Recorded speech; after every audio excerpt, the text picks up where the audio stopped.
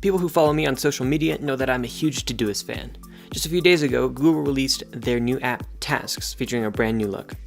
I also recently bought Things 3 to try out, so I thought a video taking a look at all three of these apps might be a fun idea.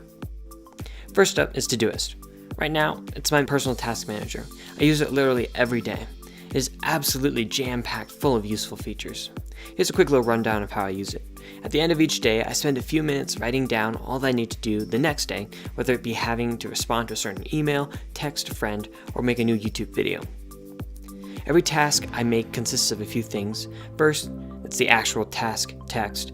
Then comes a little emoji because, well, emojis are awesome. And finally, I add the correct categorization, which is the project, date, and label. Only a few days ago, I started using filters, so I can now easily see what can be done today for a certain label. It's pretty handy.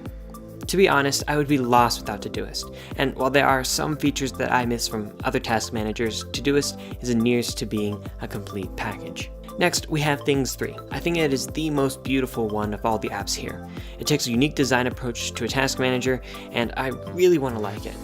The problem is a few things. First, tasks get truncated. The text doesn't wrap. Second, you can't see the tags right away either.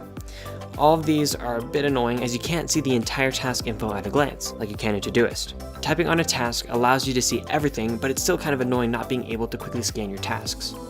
Also, the idea with Things 3 projects are that they are these goals. Once you complete all the tasks in the project changes its appearance as if to say the project is over. I use projects in Todoist as more of long-term categories, and while you can easily use projects and things like that, this little visual difference is a bit annoying. To most people who aren't as picky as myself, Things is perfect. It's one of the few apps that doesn't use a subscription-based model. You pay $10 for the iPhone, Apple Watch app, and you don't have to pay again. If you want to use a macOS client, however, you have to fork over $50, which can be a bit of a barrier for some. The iPad version is an extra $20 as well, but again, there's no subscription. Being Apple only might also be the biggest barrier for those who don't own any Apple devices. Finally, the most recent to-do app to hit the app stores is Google Tasks. It's a well-designed, but overly basic task manager. Here's how it works. Click on Add to add a new task, write a title, add any details you want, perhaps add a due date, and hit Save. Upon opening the task, you can add subtasks if necessary.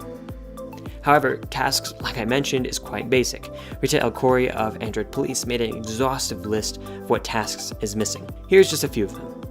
No recurring tasks, no assigning a certain time to a task, only a date, no home screen widgets or app shortcuts, and I'd like to add one more to this list. There's no way to view tasks from separate lists, like all tasks due today. So as it might be quite evident at this point, tasks really isn't my cup of tea. It's great for something simple like a shopping list, but not so much for what I and many use a task manager or to-do app for, life management. In summary, all three of the task managers we've covered are great apps. They just have different target audiences. Well, that's it for this video. If you like this video, hit the thumbs up button. If you like tech videos, hit the subscribe button. Thanks, and I'll see y'all later.